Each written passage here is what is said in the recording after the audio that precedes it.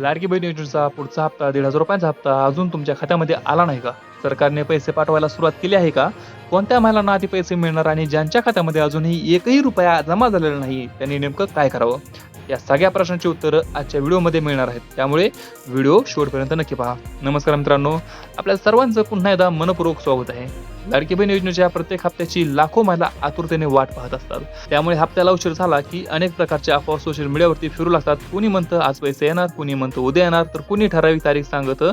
पण अशा अफवांवरती विश्वास ठेवण्यापूर्वी खरी माहिती जाणून घेणं खूप महत्त्वाचं आहे. सध्या पुढील हप्त्याची अधिकृत तारीख जाहीर झालेली नाही, त्यामुळे कोणत्याही व्हायरल मेसेजवर किंवा युट्यूबवरील अप्रमाणित दाव्यांवरती विश्वास ठेवू नका. सरकारकडून अधिकृत आदेश आल्यानंतरच पैसे जमा करण्याची प्रक्रिया सुरू केली जाते. मागील काही हप्त्यांचा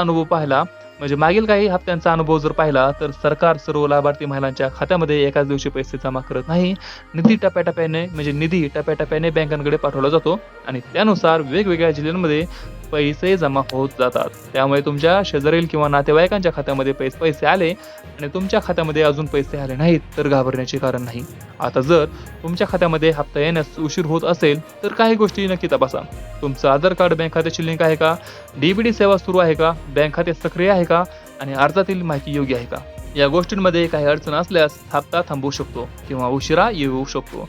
तसेच काही महिलांच्या अर्जांची पडताळणी सुरू असल्यामुळे पैसे उशिरा जमा होण्याची शक्यता असते. त्यामुळे पडताळणी पूर्ण होईपर्यंत संयम ठेवणं आवश्यक आहे.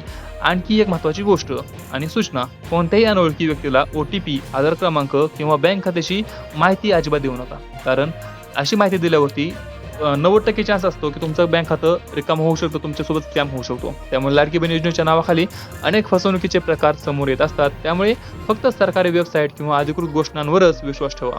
पुढील हप्ता जमा होताच आणि सरकारकडून अधिकृत अपडेट येताच त्याची माहिती आम्ही सर्वात आधी तुमच्यापर्यंत नक्की पोहोचवणार आहेत. त्यामुळे चॅनलला आता सबस्क्राईब करा आणि बेल आयकॉनला दाबायला विसरू नका. आणि व्हिडिओ आवडला असेल तर इतर महिलांपर्यंत शेअर करा आणि कमेंटमध्ये एकच सांगा, तुमच्या खात्यामध्ये मागचा हप्ता आला आहे का, की अजूनही प्रतीक्षा सुरू आहे. धन्यवाद. व्हिडिओ पुढच्या व्हिडिओमध्ये. तोपर्यंत जय हिंद, जय महाराष्ट्र.